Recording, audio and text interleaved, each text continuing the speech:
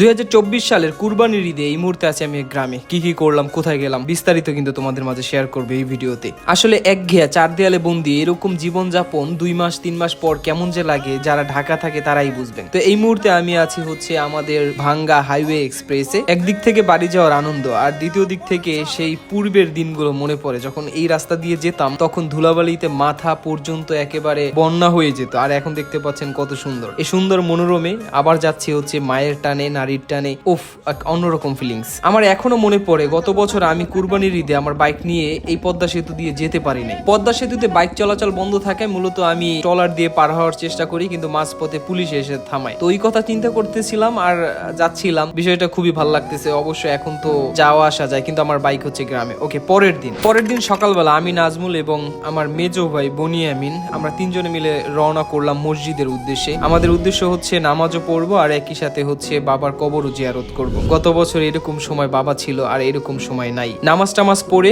নিজের বাইক নিয়ে বেরিয়ে পড়লাম এলাকা দেখার উদ্দেশ্যে।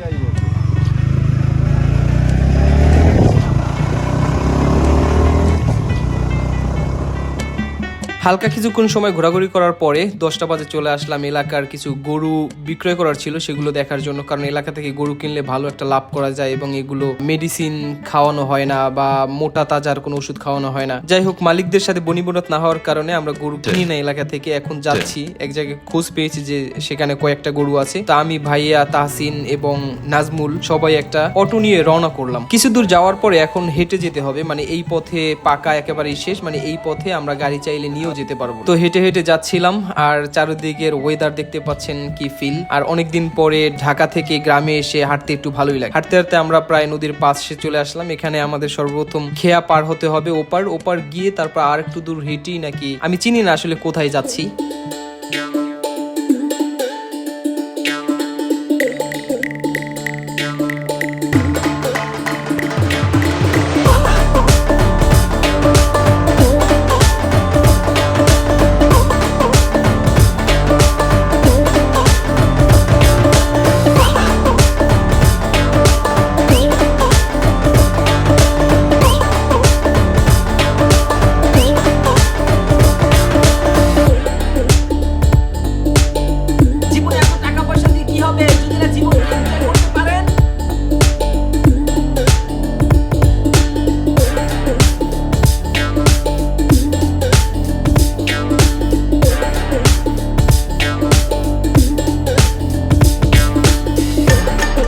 মজার ব্যাপার হচ্ছে তাহসিনকে নিয়ে আমার যে কি কাহিনী হয়েছে, ওরা আমি নিতেই চাইছিলাম না একবার, তবুও শুধু পিছনে পিছনে কাঁদতে ছিল আর যাবে বলতেছিল। তো বাড়ির সবাই বললো যে নিয়ে যাও। অনেকগুলো গরু দেখলাম, প্রচন্ড রোদ, ক্লান্ত হয়ে গেছি। পানি আছে কোথায় খুঁজে একটা টিউবওয়েল পাইলাম, সেখান থেকে পানিটা নিয়ে কোনো রকম মুখে দিয়ে তারপর আবার রওনা করলাম গরু দেখার উদ্দেশ্যে। কয়েকটা গরু দেখলাম, 5-6 হাজার টাকার ব্যবধানে গরুগুলোকে কিনতে পারলাম না বা ওরাও দিল না। এর মধ্যে তাহসিনের নানা ধরনের বাহানা শুরু হয়ে গেল।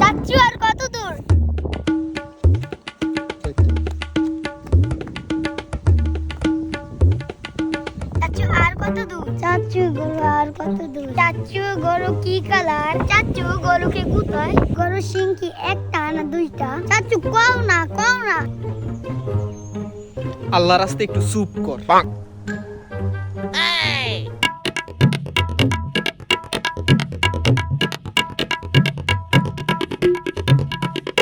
কত কষ্ট যে মনে, কিছুই করতে পারলাম না।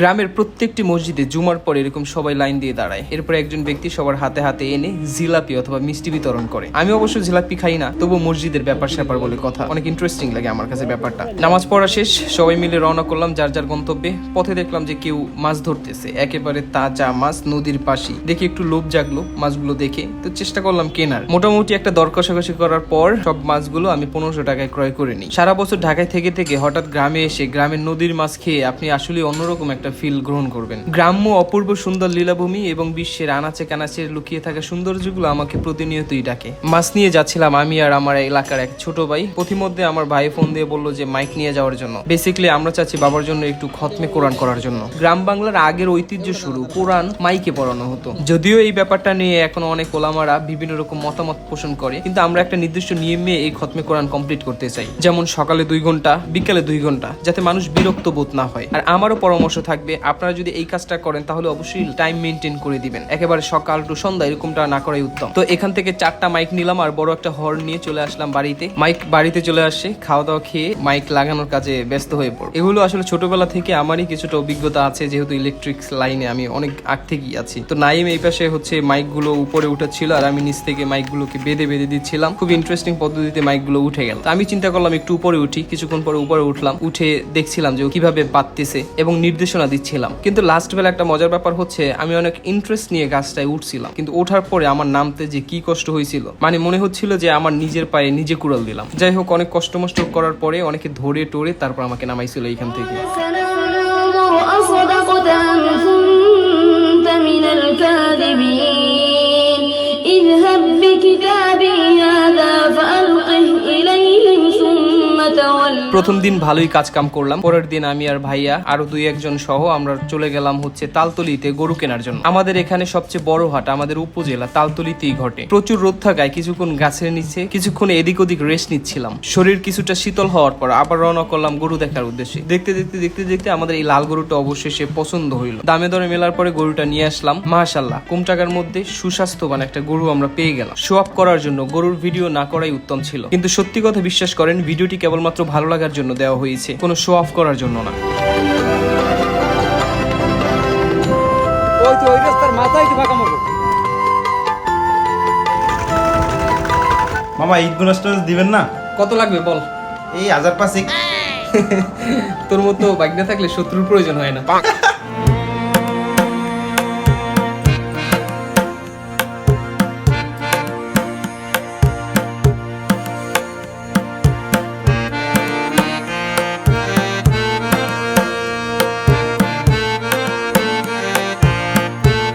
ঈদের 2 দিন আগে হঠাৎ করে শুনলাম আমার এক বড় ভাইয়ের বিয়ে। আর সত্যি কথা বলতে, আমি গ্রামে আসলে মরা ফত্যা, জেতা ফত্যা বুঝেন, মানে মানুষ মারা যাওয়ার পরে যে জমাত খাওয়ানো হয়, জমাতের ডালটা যে কি দারুণ লাগে, ওফ পুরা এম্মি।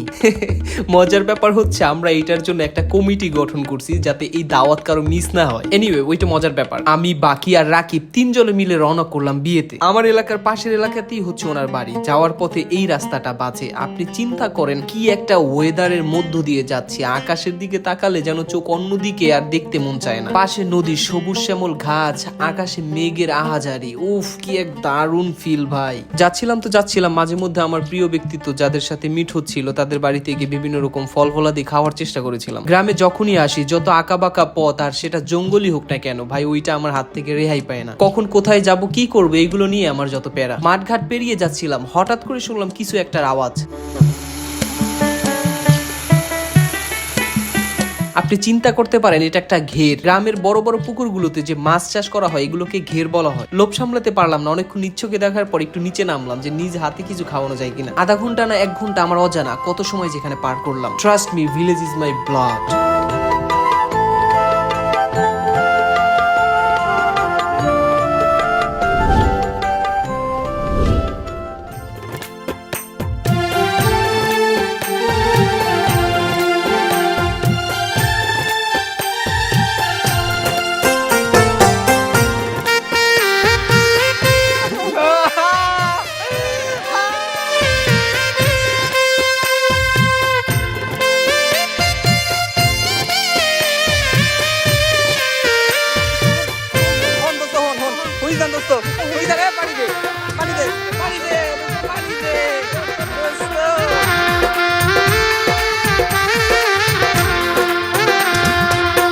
ঈদের দিন খুব ভোরে মাঠ থেকে গরু আনতে গেলাম, গিয়ে দেখলাম এক ধরনের মাছি গরুটাকে পুরো অতিষ্ঠ করে ফেলছে। গরু এনে ঘরের পাশে বাঁধলাম, এরপর কিছু ছড়ি কেটে দিলাম পোলাপাইনদেরকে এগুলোকে সরানোর জন্য। গোসল টোসল কমপ্লিট করে কুরবানির মাঠের জন্য নিজেকে প্রস্তুত করলাম। গরুটাকে ছুটাইয়া রওনা করলাম মসজিদের পথে। এদিকে আমি গরু নিয়ে হাঁটছিলাম আর আমিন ভাই ভিডিও করতেছিল। বাকিরা দাও বটে নিয়ে অলরেডি মসজিদে চলে গেছে। আমরা আমাদের পূর্বপুরুষের রীতিনীতি অনুসারে যার যার গরু সবাই মসজিদে নিয়ে আসে। নামাজ শেষে আমরা সবাই এইখানে গরুগুলোকে নিয়ে আসবো এবং এখানেই জবাই হবে। মসজিদের মাঠ থাকা সত্ত্বেও আমি আমার জীবনের অনেকটা বছর ধরে দেখে আসি যে এইখানে গরু কুরবানি দেয়। ঢাল থেকে গরুগুলোকে কুরবানি দিয়ে মাংসগুলোকে কেটে কেটে এইখানে জমা করা হয়। গত বছর ঈদে আবহাওয়ার বেশি একটা ভালো ব্যবহার ছিল না, কখনো বৃষ্টি আবার কখনো প্রখর রোদ ছিল। আমি এবং সবার কথা চিন্তা করে আসলে এই ছোট্ট আয়োজন করলাম। আশা করি এবারের কুরবানি অন্যান্য কুরবানির চেয়ে বেস্ট হবে। এর আগের কুরবানিগুলো এক একজনের মাংস নিয়ে এক এক জায়গায় বসতো, যার দূরত্ব হতো অনেক, একজন আরেকজনের সাথে ভালোভাবে কমিউনিকেট করতে পারতো না। যাই হোক, সবকিছু কমপ্লিট করে আবার চলে গেলাম নামাজে।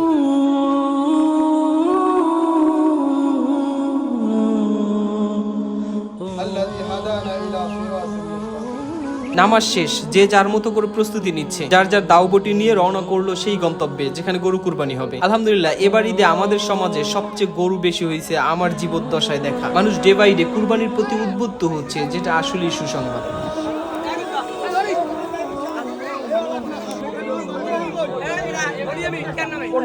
নাম নাই আল্লাহর নামে, আল্লাহর রাস্তায়।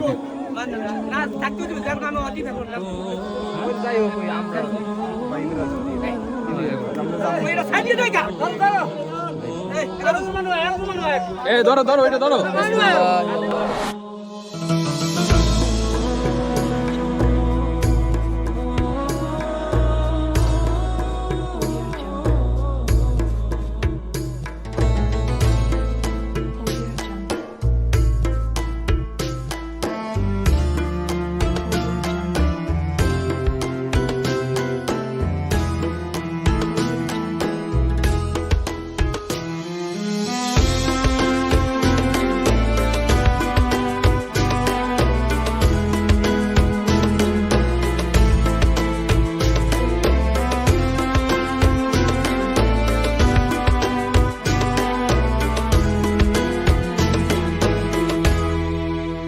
আমার লাগবে, আমি করে দিব না,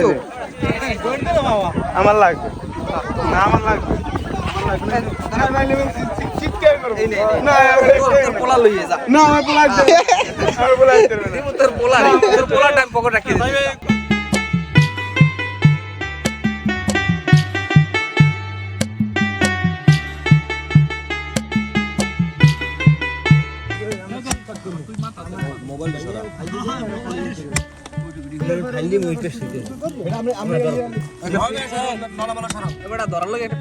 আর রাকিবুল কাম করবি কি, আর মানু লাগে একজন লগে সবসময় তোর আদেশে কিনলে গেল। গরু কাটার অনুভূতিটা কেমন মামা? রোদের ভিতরে অনুভূতি কেমন হইতে পারে তুমি বুঝো না? আমি একদিনের কষাই। বৃষ্টি হচ্ছে, বৃষ্টি।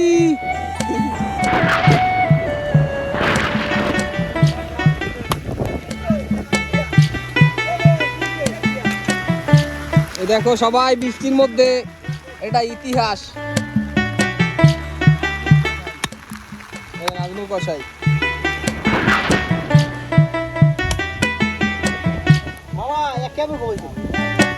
ওকে রাখি বলবো, আও না কে